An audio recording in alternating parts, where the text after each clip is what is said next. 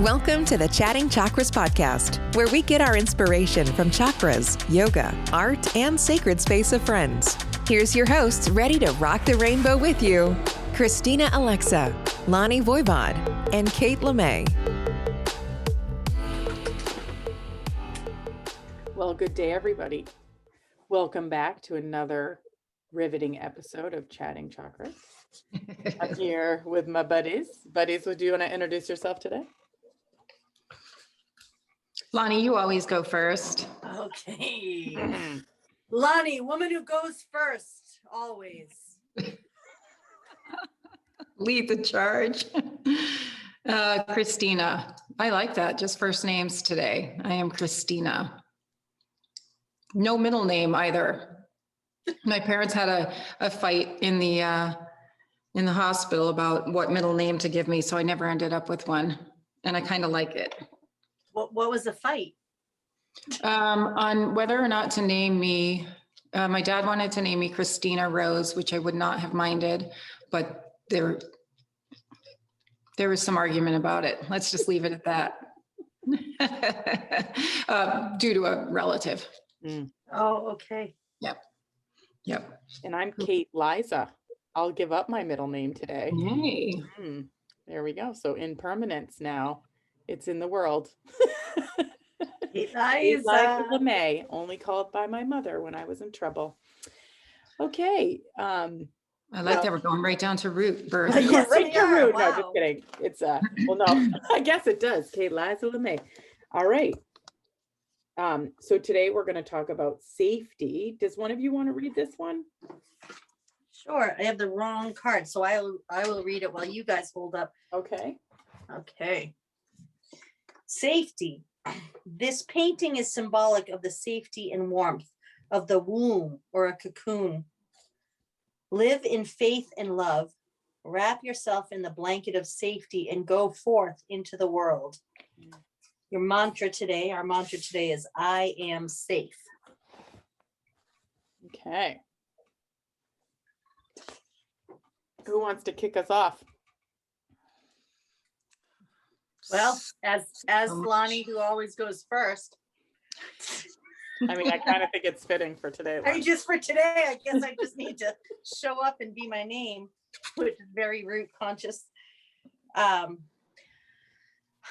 think I'm just coming to the awareness of how vital the principle of safety, and maybe it's because we're watching a lot on our scholarly journal, aka TikTok, Kate. But the message I keep seeing and then experiencing through YTT is the sensation and belief about safety is one of the core motivating factors of human development, of human evolution. It's the place where you, like, if you dig deep enough, it's feelings of enoughness and feelings of safety. And that these are the when we are able to work with someone who's skilled to draw this out of us, or when we, go through our own processes of journaling and self-exploration, here in 2021, our beliefs about our own safety and security, whether it's financial or physical or emotional, are what becomes the thing that helps us with or hinders us with our decision making in our lives. I mean, even on a physiological level, if you speak with someone who knows what they're talking about, and I will admit that this is going to be, my explanation is going to be a little hack-tastic, that, you'll all often hear the examples of the fear of being eaten by a saber-toothed tiger, where, we, in our ancestral lines, we're triggered to be completely hyper aware of our own physical safety. We don't have a lot of saber-toothed tigers chasing us now, but that memory, that sensation is alive in us.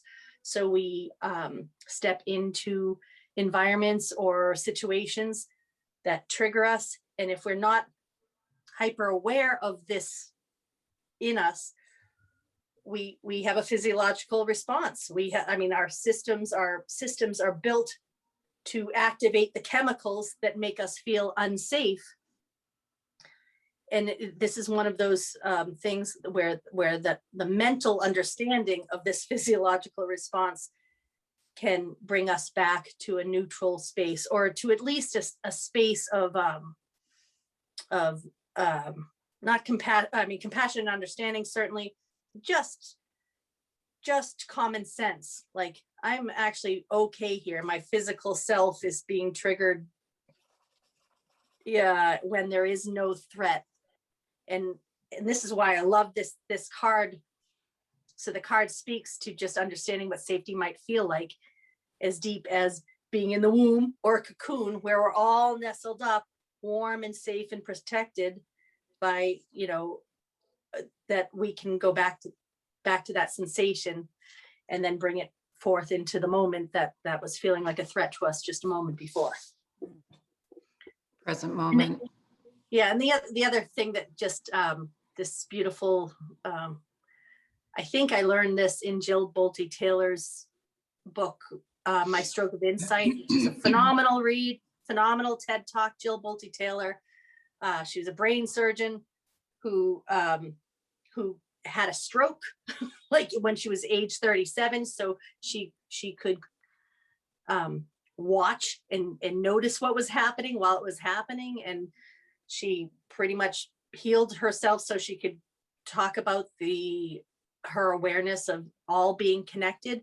But in that, she talks about the science of how our brain works, and reminds us that biological chemical inflections into our body last around fear or any of these emotions. They last 90 seconds. It is if we're not trained or willing to let go of that cycle, we can stay in them for hours, days, and years. So it's, if we are able to show up for 90 seconds and let the chemical infusion drain, and we know some tools that help us get back to a sensation of feeling like in a womb or cocoon, then we have more power than we realize about getting out of those uneasy situations, which show up as anxiety, as resistance to engaging because we don't want to rock the boat or feel unsafe. Most times we are safer than we ever give ourselves awareness toward. I love that 90-second rule. I want to talk a little bit, based on what you're saying, Lani, if it's okay to jump in here, on where is our safe space, because especially if we have been subjected to trauma in our lives and we get triggered, or even not specific trauma, but if we're easily triggered by something, where's our safe space? Because we can feel like our body is not the safe place to be. And Lani, that is the most critical tool, I think, for triggers, is to come into the present moment and look around, even while we're feeling what we're feeling inside, and say, wait a minute, in this present moment, I am okay. And it may take time, to dive into the body and say, wait a minute, this vessel is actually my safe space. But if this vessel has been violated in some way, or from the external world or others, or even from ourselves, violating our own body in some way, or being in self-deprecating habits, it can take time to feel like this is a safe space.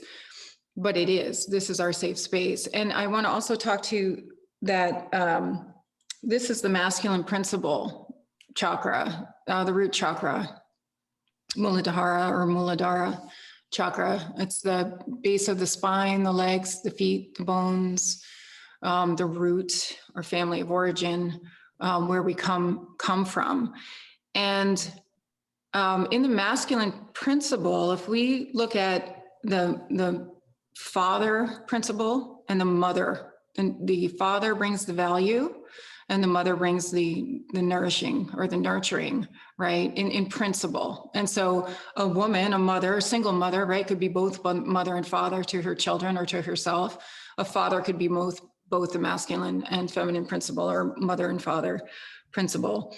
But if the father brings the value and the safety in our lives, what is our relationship with our own biological father in this life? So how does that unconsciously define our feelings of safety and value? What is our relationship with our own internal ability to parent ourselves on the masculine level? And so that's all in the root chakra. And if we can figure that out and then make adjustments as needed. So maybe we need to learn to parent ourselves better from our own inner father side. That will help us to restore, if it's injured, to restore a sense of safety. And I just want to tell a quick story too, because we talk about this a lot in Root, but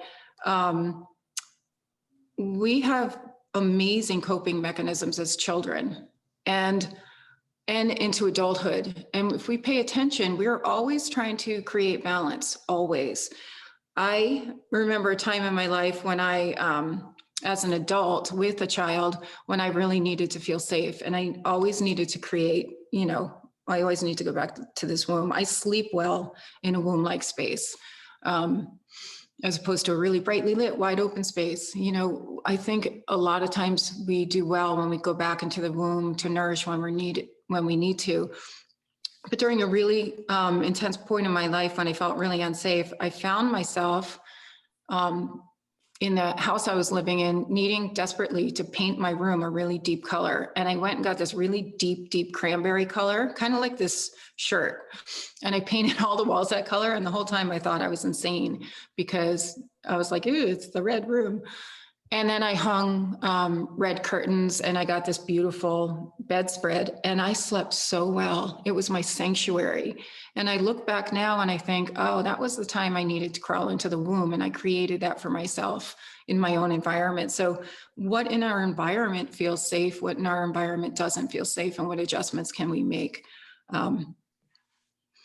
Anyway, I'll stop there. Those are just some first hits that come in for me around safety and Root. Hey, this is where you love hammocks. A hammock is a perfect simulation. And Christina, you teach aerial yoga, and that's, everyone loves the shavasana and the aerial yoga, right? Because you are suspended, you feel safe, you are being rocked gently, and you have a place where it's a little darker, it just feels so luxurious to be surrounded by the silks and tucked in at right after practice. It's true. I just want to deviate from that for one more quick story that you're reminding me of it, even though you're talking about hammocks, and this is not necessarily about hammocks, but yoga. When I was 15 and I started really practicing, and then I really sought out a teacher in my teen years, and I finally found one. And it wasn't until I was 19 years old that I had my first best class as a student with a teacher who knew how to lead me into my body. And I've told this story so many times in YTT classes or programs, but I went so deep into my body, I had that stunning realization that, oh, if I have the courage to face what's in here, my emotions, and know that it is safe and I am allowed to feel what I'm feeling, and I have the strength and courage to just feel, period, then my body just became this amazing safe space. But when I came out of that class, it scared me for some reason, scared the crap out of me. And I didn't come back to that teacher for a whole year. Because I just went, I don't know if I can return to that depth of connection to myself. But it was through yoga that I found that safe space in my own body, whatever it takes, right? So whether we're going into an aerial hammock, into that beautiful cocoon, or we're just closing our eyes and going into meditation for a moment, or we're painting. And I am really curious about the process around this painting, Kate, because this is to me, we talked in Second Chakra Abundance in a recent podcast about how that's one of your favorite paintings, Kate. This is definitely one of my favorite, most resonant paintings. I'm curious about that process. Yeah, it's how I discovered that one was through the work of an artist named Goldsworthy, and he had done he works with nature, and then he like makes really beautiful, aesthetically pleasing sculptures usually.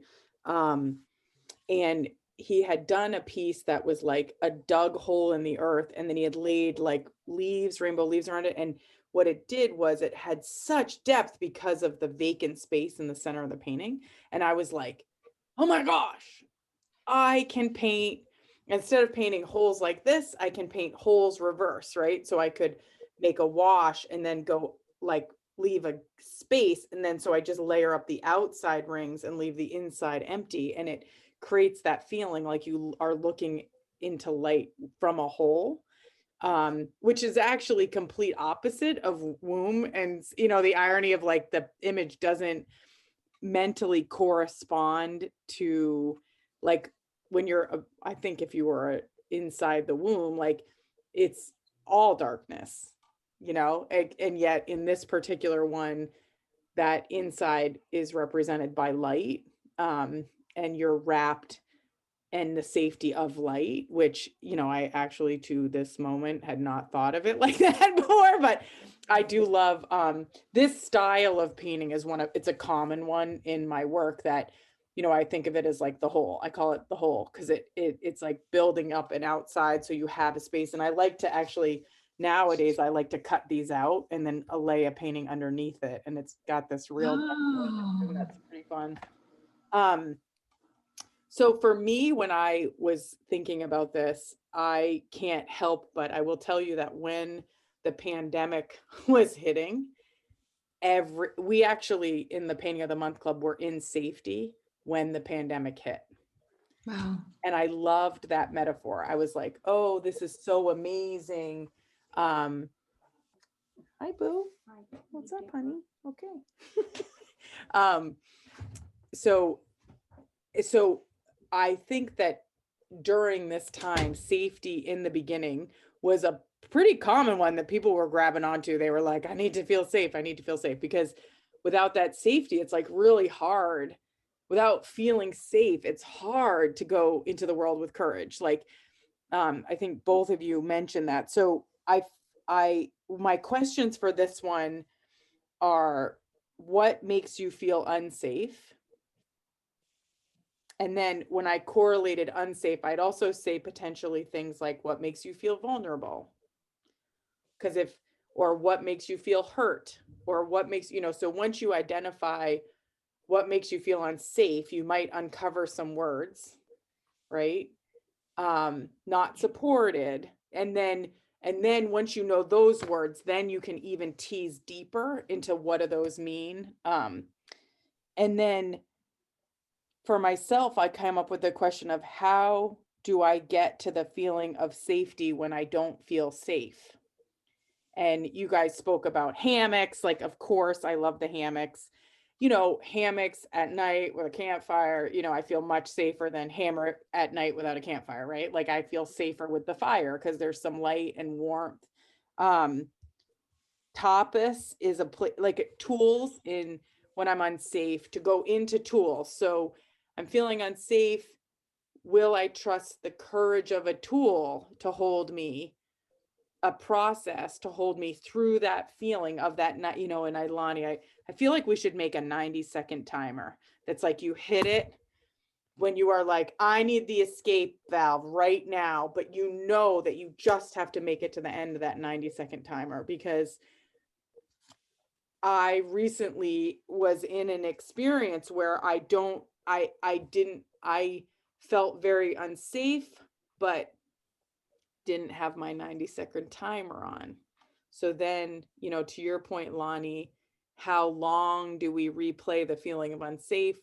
Like in that exercise, if it's 90 seconds, 9 hours, or 9 years, like we can continually not let ourselves drop down into that different chemical system in our body to know we're safe. Instead, we just re-kick. So the 90 seconds starts again and again and again, because we refuse to know we are okay, you know? So I think that was my third question of like, how do I get to the feeling of safety when I do not feel safe? And there was something about, as you're talking about the bedroom, Christina, that like, even like, you all know this, like you tuck yourself into, you tuck in tight, right? Like when your parents, when you were little, they'd come down and go, tick, tick, tick, tick, tick. And then, I don't know, that's what I think my mom did. I definitely did it with my kids, where I was like, I like to be tucked in and tight, and I think there's something about that, whether it's the warmth or the feeling that you are surrounded, that helps us to feel like we can make it to the next breath, that next 90 seconds. And then, and the last thing I'll just share is just the Bruce Springsteen story. I'm sure you've heard this one before, but there's a story about a comedian, somebody who is just like, chronically feeling like they were mentally ill and anxious and overwhelmed. And I can't remember which musician it was, but explains that right before they go on stage, they're feeling completely unsafe and their heart is racing and they can't breathe. And that was the reason to quit singing. And then Bruce Springsteen shares that same story, but he says, that's how I know I'm ready to go on stage. Wow. And I think that sort of awareness, like conscious evolution, in my opinion, when you layer it on top of our biological, chemical, energetic systems, is the awareness that we are not in saber-toothed tiger lands anymore, right? And that all these things that are inherently built in us to keep us safe might actually not be accurate. Because I think in a previous show not too long ago, Christina, you talked about how when we grow, it's uncomfortable. So if you layer these puppies together, like all of a sudden now, every single time you're about to grow, you are feeling like you're being chased by a saber-toothed tiger. And what's your reaction? And it's in that moment that I just think we have access to this is just one of these spots, right? It's like, how do you engage in what kind of systems and what tools and in your awarenesses? And, I wrote down things like, my tools are tapas or talking to a friend or going into my bed or nature or my cat or hammock or, and to know your sort of, what are your tools in this one? So that's what I got. I love how you just tied that all together, all of it. That even at the precipice of growth, the most positive thing, right? Liberation through growth, we are going to feel unsafe because we're uncomfortable, right? And so what are our tools? And just a quick reminder, I know we're wrapping up, but tapas it's that austere practice of doing nothing when emotional tapas is a feeling presents itself. Maybe it's a feeling of unsafety. And instead of reacting to it in our myriad of ways, I know we talk about this a lot, but I just want to remind everyone, in case there's someone new listening to this, we will distract ourselves from a feeling in a million ways. We'll suppress it. We'll over-express it. We'll talk it over and over, like we stay in that 90-second loop over and over and over, and just live the wound of it. Or we can do nothing. We can stay aware and present and say, oh, I can feel this feeling wow, isn't it a fascinating sensation of this feeling arising, growing on its own as it is coming up and out for release is what's actually happening. So it feels like it's growing, and all of a sudden we can get really scared and say, I got to tap that puppy down, or I got to distract myself from it. But no, we stay with it. The sensation of it growing, coming into full bloom, and we validate it by just watching it. And it wants to be validated, and then it dissolves on its own, right? So if we don't interfere with the process of the emotion growing and dissolving on its own, it's a phenomenal practice, and that is tapas. And it can feel like heat, it can feel like fire. We can feel cathartic, we can cry, we can, have all this stuff come up in a relationship to that. That's okay, as long as we don't interfere with the purity of the emotion. And to me, that is the single most important tool for growth that I know of, is that one. Yeah. So thank you for bringing it, Kate. I just wanted to backtrack there. And emotion, I love the idea that it's energy in motion, Yeah. what came up when you guys were talking is just that our stories become the enemy of safety, I think, and that in that loop, usually going inside is where we find our peace. But what happens when I think the chemicals switch that up. And I love, Christina, that you reminded us that the antidote to our own like storytelling, meaning like the pressing replay on all the things that we fear or by sensation or awareness in the moment, is the antidote is the present moment. That once we dig ourselves out of that spiraling sensation or the stories, the embedded conscious or unconscious storytelling of how we are feeling threatened, and start noticing, no, I'm, in my room here. This is nothing more or less than a feeling wherever we are. I'm, that, and you start like naming objects, and you start noticing that you're physically okay, and nothing is, there is not a comet coming toward your head, these tools, when the more we hear about them, we can be reminded 5,000 times that they never get old. The present moment is the tool that liberates ourselves from our own self-created, threats. And we can't expect the feeling to go away right away when we're feeling it like that. When we feel like internally there is a comet coming toward our head, but really there's not.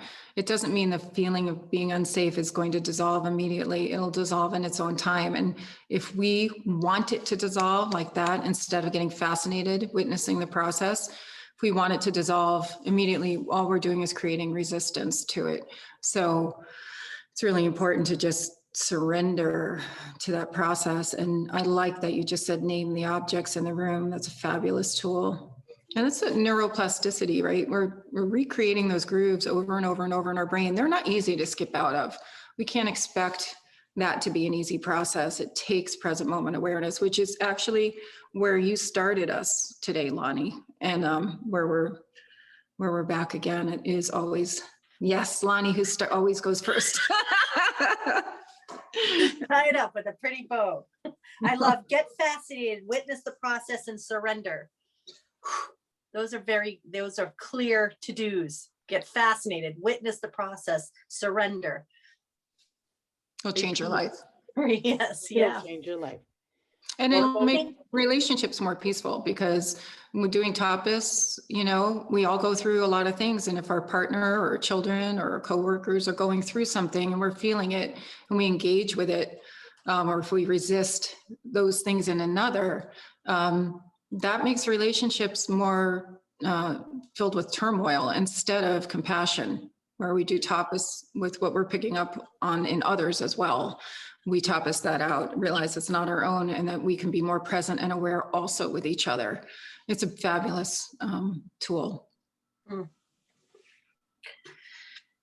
that's great. I think that in this, essence, we've captured a lot of stuff. This is another really excellent podcast just on helping us in an area of root and safety. And again, a lot of our familiar tools coming back into the foray, but you can never hear them enough. That's every single time I'm like, yes, that's so good. So thank you both very much. I hope everyone has a wonderful day. Let us know how you're thinking about this new, tighter version of the show in the comments below. Let us know. We like hearing from you, or text us or DM us. Okay. Bye. All right. Namaste. Thanks for listening. Find us on social media at The Chatting Chakra Show and at www.katelemay.com. Check back weekly for new episodes, where we are always celebrating enjoying the journey.